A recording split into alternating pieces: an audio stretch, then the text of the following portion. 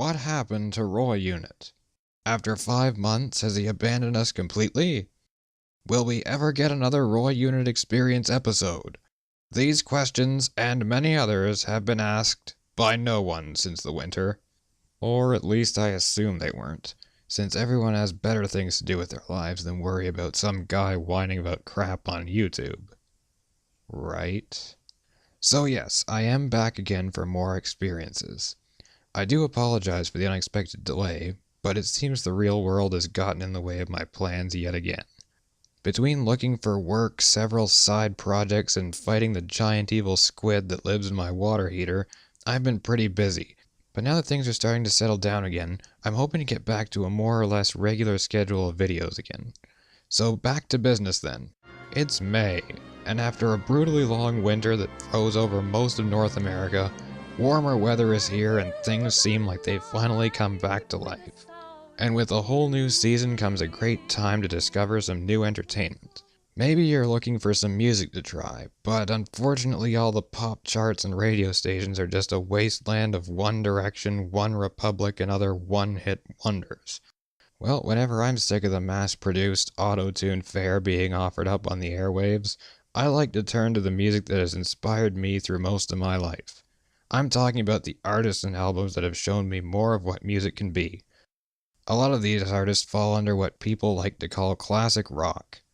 These are the bands that I discovered through my dad's record collection, bands that continue to resonate today because of their passion to create great music. I'd like to start looking at some of these albums with a review of what has to be one of my favorite bands, Genesis.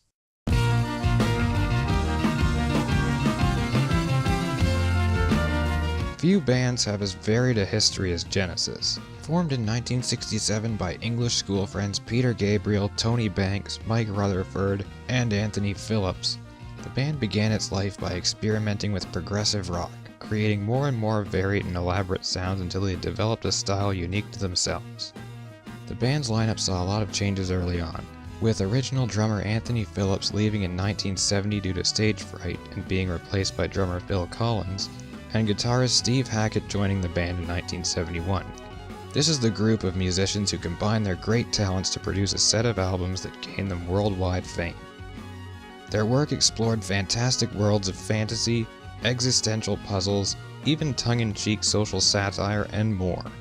Peter Gabriel left the band in 1975 due to a number of personal issues, but later went on to an incredible solo career. But Genesis continued on with Phil handling the lead vocals. The band then gradually shifted away from prog rock towards a more mainstream pop rock sound, accumulating in the 80s with radio-friendly hits like Invisible Touch. Interestingly, these two phases of the band's life are different enough that you could almost think of them as two different bands. Even though I personally enjoy both lineups of the band, for now I want to start with the sounds of the Peter Gabriel era. Fancy sounding, huh? Yes, we're going back to Genesis's 1971 album, Nursery Cryme.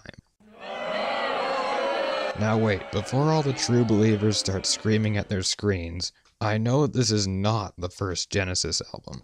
The band had previously released the albums From Genesis to Revelation in 1969 and Trespass in 1970 with Anthony Phillips on drums. However, Nursery Cryme is the first album to feature the classic lineup of Gabriel, Rutherford, Banks, Collins, and Hackett that would become the most well-known. So I'd like to start here and then maybe come back to the earlier works later. Sorry, Anthony. Oh, and for all the elementary school kids watching without their parents' permission, this thing is called a vinyl record. Concrete evidence that recorded music existed before iPods. Yes, bet you didn't know that your beloved Roy Unit was secretly a vinyl snob. No, seriously, I have nothing against digital music. Look at all these CDs. Does anyone even buy CDs anymore? Anyway. So one good thing about records is how much space they give you for cover art, offering you a visual experience to complement the music. Many of Genesis's early covers featured paintings by artist Paul Whitehead, who worked with the band for a number of years. On this album, he produced a stylized 19th century style mural that matches the record's style nicely. As you can see, the scene shows a very yellow garden beside a country manor. The front half is dominated by a girl in white who seems quite satisfied with the croquet shot she's just taken, But all is not what it seems, because these aren't croquet balls she's playing with, they're human heads. That's dark. I definitely see where the crime part of the album's title comes from. And what's with this woman riding some kind of steampunk roller skates? That looks odd. I'd say she knows something about all these decapitations, but isn't saying. Over in this corner, there's a hogweed plant growing, but I'm sure that's of no significance. This dude doesn't even seem to notice that a whole bunch of murders have taken place about 20 feet from him. And neither does this Greek statue. Pretty weird scene if you ask me.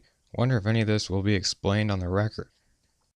And on the inside of the cover, we have a nice simple design with lyrics for each of the songs in their own nice frames, as well as some nice flowers. I'm not sure what exactly most of them are, but I'm a reviewer, not a botanist, so whatever. But enough yammering though. You can only talk so much about an album without listening to it, unless you're a hipster. So let's drop the needle on the first track of Nursery Cryme, The Musical Box.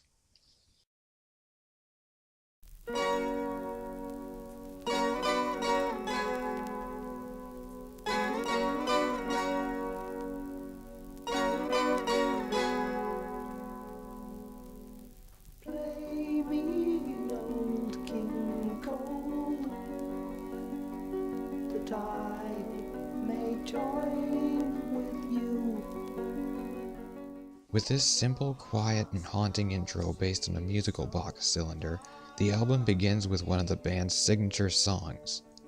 Like Yes, Pink Floyd, King Crimson, Jethro Tull, and other progressive rock acts of their day, Genesis created an intricate, almost symphonic sound with their music.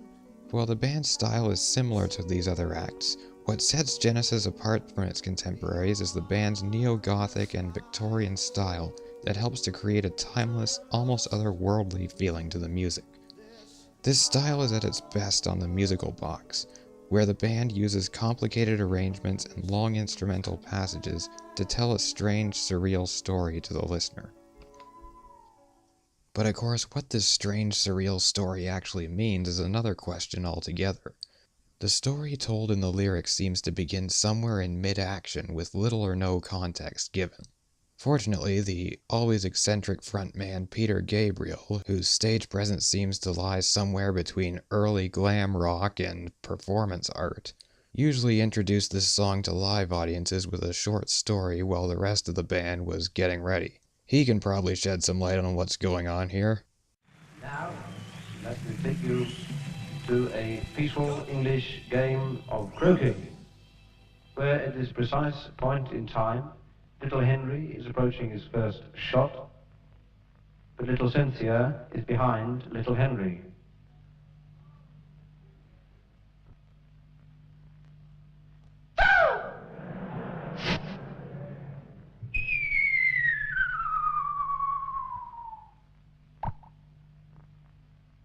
Henry dead. But he grows his little wings, flies all the way upwards, then all the way downwards, because he's been rejected up there, told to come back as an old man at the opening of his old musical box. I see. So, the song is about a boy who gets killed by a friend during a game of croquet, whose soul is trapped inside a musical box, and who meets the girl who killed him when she opens the musical box. That's different? I guess that explains all the heads on the cover then. No, it's okay guys, you don't have to tell me what kind of substance inspired this one. But no matter how weird and trippy the subject matter is, the band is still at the top of their game at building a dark, surreal fantasy atmosphere. Keyboardist Tony Banks and guitarist Steve Hackett complement each other brilliantly. building tension through both soft, dreamy moments and surges of intense passion. Bassist Mike Rutherford and drummer Phil Collins round things out perfectly with a rhythm section that goes from peaceful to quietly brooding to full-on raging in short order. But the one who makes it complete is Peter Gabriel, whose haunted, longing vocals make you feel the passions of a boy experiencing the life he never had. Just a little bit more time left to live out my life. What makes it even more effective, though, is the range of the recording. Unlike a lot of albums released today, the music on Nursery Cryme has a very wide range of volume, with very quiet moments and very loud moments. Nowhere is this more effective than on the musical box. The arrangements go from quiet and brooding to a full-on storm of fury in a matter of seconds, putting you inside the raging emotion of the song. When the guitars and drums suddenly roar to life in the middle of the song, by gosh, do you feel it. Listen to this song at the right volume and you will be blown backwards. The clock, tick-tock, on the mantelpiece. And I want, and I feel, and I know, and I touch.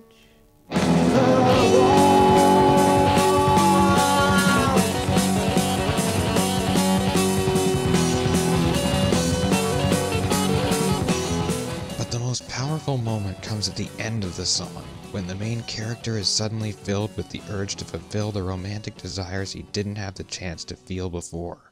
The music swells until it bursts out with all the passions of a lifetime in less than a minute. You stand there with your fixed expression, casting doubt on all I have to say. Why don't you touch me, why don't you touch me, touch me now. It's a supernova of angst, lust, and fury that stays with you well after the final note is over. With the musical box, Genesis managed to create a symphony that deals with life, death, passion, desire, and the search for fulfillment, all in 10 minutes.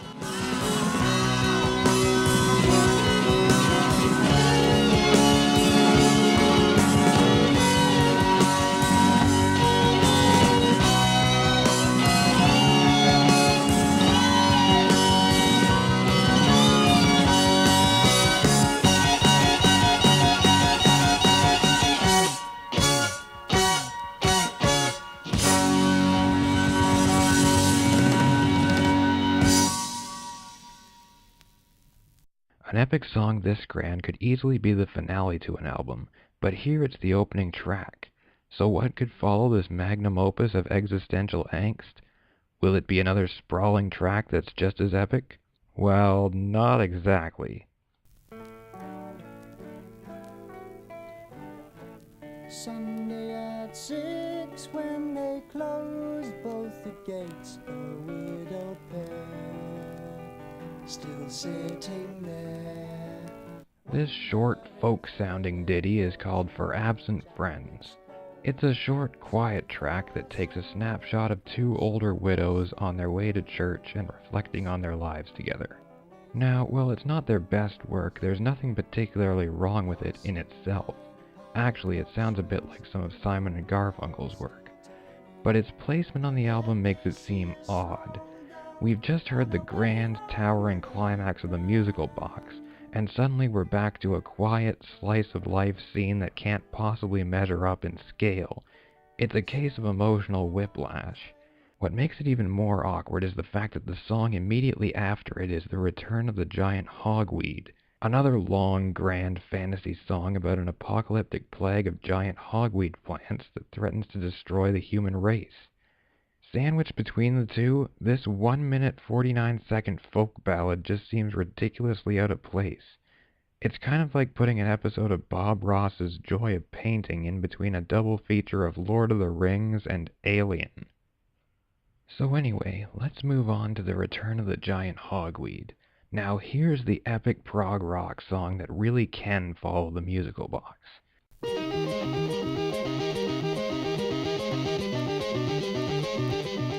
The song starts out with a driving riff that sounds like few others anywhere.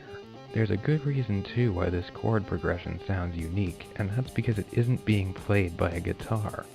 That's actually Tony Banks playing the Mellotron keyboard with the right reverb settings. You see, in 1970, before Steve Hackett came aboard, Genesis went through some lineup changes and was sometimes left without a lead guitarist. To make up for this absence, Banks would sometimes emulate a guitar sound in his keyboards during live shows. This opening is a holdover from that phase and actually works really well. Not only is it a great use of the psychedelic keyboard styles of the late 60s, but it also gives a rather alien and unearthly vibe that sets the tone for the rest of the song.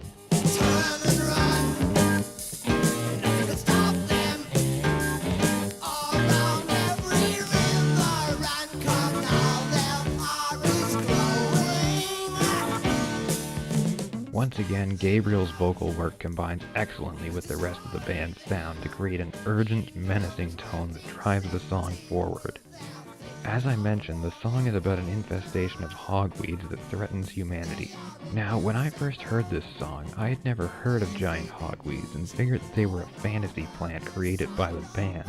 But later I decided to look into them and found out that yes, they are a real plant that is invasive to North America and some of Europe. And boy are they scary. Growing up to 9 feet tall, these weeds produce a sap that makes skin extremely sensitive to sunlight, creating severe burns. Removing them safely requires head-to-toe protection. I can totally see why the band would imagine these monsters as an apocalyptic threat. So the first half of the song tells the story of the hogweed's introduction into the foreign land of England and the plant's growing grievances with humans. The style is a combination of symphonic prog rock and edgier, menacing hard rock that creates a fantastic fusion. Steve Hackett's guitars play a less prominent role on the track but still make an essential part of the atmosphere. Then the keyboard solo happens.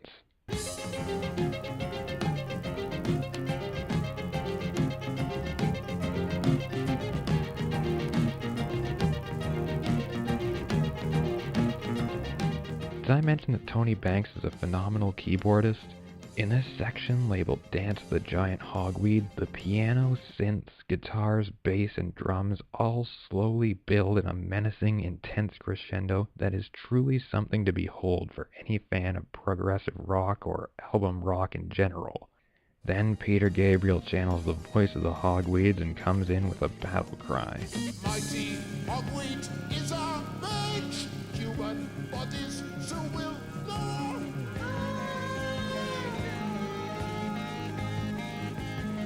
Mr. Gabriel, you're a strange dude. And so the song climaxes with a roaring battle march as the Hogweed army presumably leads its final attack on humanity. It's dark, yes, but my goodness, it's as epic as anything.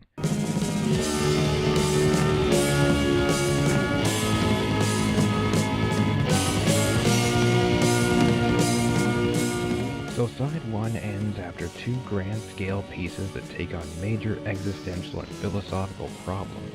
That's a pretty strong first act. Side 2 includes 4 songs which are good, but never quite measure up to the greatness of side 1. I think the problem that the second half has is the same that For Absent Friends has compared to the musical box. It just has such a hard act to follow that it can't quite make it work. Side 2 opens with 7 Stones, a moody piece that deals with some of the follies of human behavior, including greed, panic, despair, and naivety. It features a recurring old man character who I think represents vice or chaos or evil. Something like that. The song seems to want to be dark and grand in scale, but it never quite gets there. Though there are a few moments that do make you feel the loneliness and struggles that the lyrics talk about, and those are effective.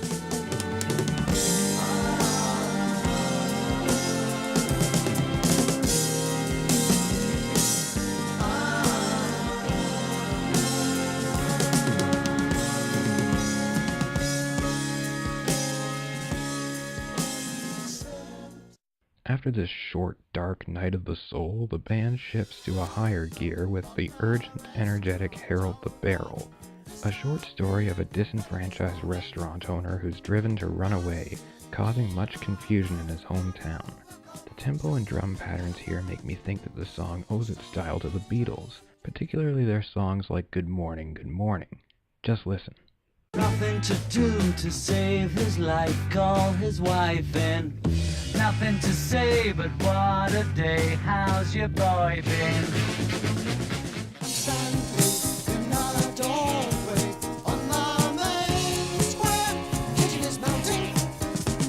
But of course, the influence is well done and used in a creative way.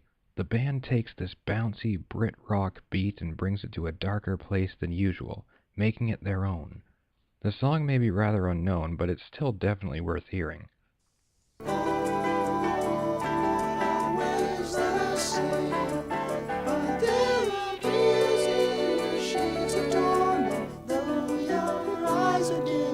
Next on the list is Harlequin, a short, beautifully arranged song that channels the classical folk genre.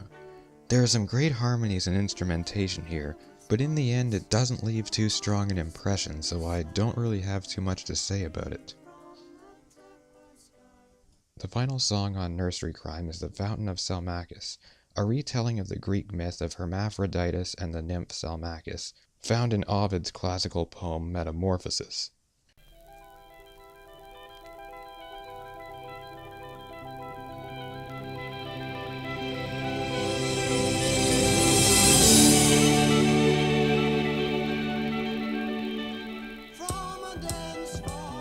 For the finale of the album, the band returns to the mythic epic format of prog rock, but not as effectively as on the first half of the album. On this song, the band's clearly trying to recreate the feeling of an epic poetic story like the source material, but at times it feels strained and a little too elaborately arranged.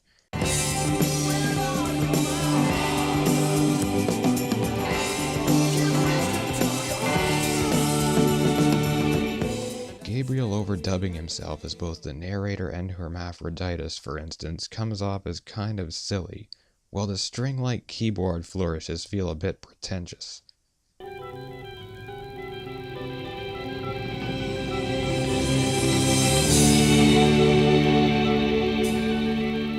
I have to admit, that does do a good job of making things feel dramatic, though. I could use that to make a lot of things seem exciting.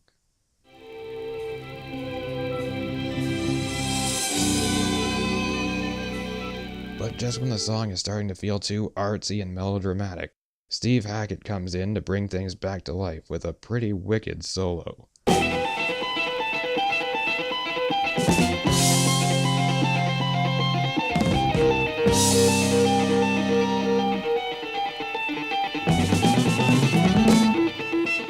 Yes, if more of the song had been like this, The Fountain of Salmachus could have been really good, but as it is, it's simply okay.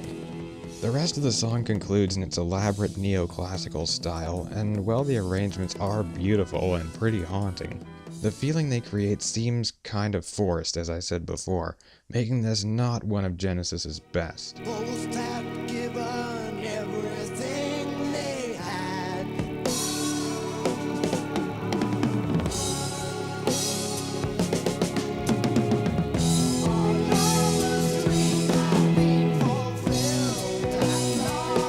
While its conclusion isn't as strong as its opening, the album is still a great effort by the band, as well as the first taste of everything that Genesis would do. The band's next albums, like Foxtrot, Selling England by the Pound, and The Lamb Lies Down on Broadway, would take their expansive, surreal style to even greater heights, giving listeners consistently powerful experiences that would not soon be forgotten. The sound on Nursery Cryme isn't as polished as it is on later albums, but the harder, grungier sound works very well with the material and is highly effective. The musical box, Return of the Giant Hogweed, and even The Fountain of Salmachus to some extent put the band's full musical talent on display in ways that their previous albums didn't quite manage. They combine hard rock with expansive symphonic prog rock in ways that really are unique and capture your attention. Not everything on the album is great, but the parts that are great will blow you away. It might even expand your idea of what rock music can be, and that's definitely enough to make it worth checking out. Well, those are my thoughts on Nursery Cryme. In the future, I'll likely continue looking at Genesis's other albums as well as a bunch of other stuff. But until then, thanks for tuning in to the Roy Unit Experience.